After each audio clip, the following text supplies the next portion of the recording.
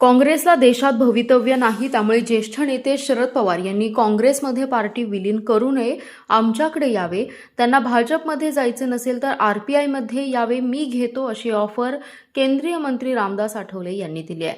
तर केंद्रात काँग्रेसच्या सत्ता काळात देशाचा विकास धीम्या गतीने अल्प प्रमाणात झाला आणि भ्रष्टाचार अधिक होता. मात्र प्रधानमंत्री नरेंद्र मोदी सरकारच्या 12 वर्षांच्या कारकिर्दीत देशाचा विकास मोठ्या गतीने आणि भ्रष्टाचार विरहित झाला असल्याचं मतही त्यांनी व्यक्त केले. ते म्हणाले, पवारांनी एनडीएमध्ये यावे. राष्ट्रवादी काँग्रेस शरद पवार पक्ष काँग्रेसमध्ये विलीन होणार असल्याबाबत सध्या चर्चा सुरू आहे. ज्येष्ठ नेते शरद पवार यांनी काँग्रेसमध्ये आपली पार्टी विलीन करू नये. पूर्वी मी त्यांना सल्ला दिला होता की काँग्रेसमध्ये पार्टी विलीन करा, मात्र आता काँग्रेसला भवितव्य नाही, त्यामुळे त्यांनी आमच्याकडे यावं. त्यांना भाजपमध्ये जायचं नसेल तर आरपीआयमध्ये यावं, मी त्यांना घेतो अशी ऑफर दिली आहे. ते पुढे म्हणाले, सर्वोच्च न्यायालयाने अनुसूचित जातींचे उपवर्गीकरण करण्याचे अधिकार राज्य शासनाला असल्याचं म्हटलं आहे. सध्या सुरू असलेल्या जनगणनेनंतर लोकसंख्येच्या प्रमाणात अनुसूचित जातींना आरक्षण द्यावे, कोणावर अन्याय होऊ नये अशी आपली मागणी असल्याचे आठवले यांनी सांगितले.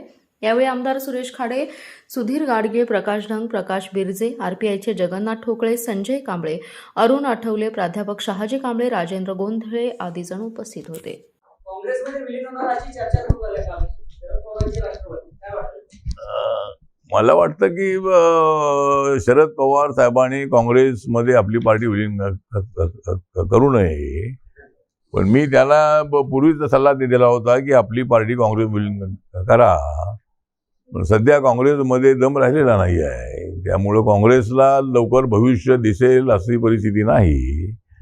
त्यामुळं पवार साहेबांनी काँग्रेसकडे जाण्यापेक्षा आमच्याकडे यावं आणि एनडीएकडे आपण त्यांनी येणं आवश्यक आहे.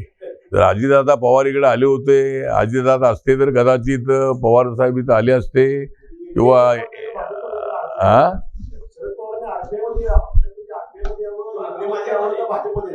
नाही, त्यांना भाजपमध्ये भाजपवर जायचं नसेल आणि आरपीआयकडे यावं, मी त्यांना घेऊन त्यांना तिकडे जातो.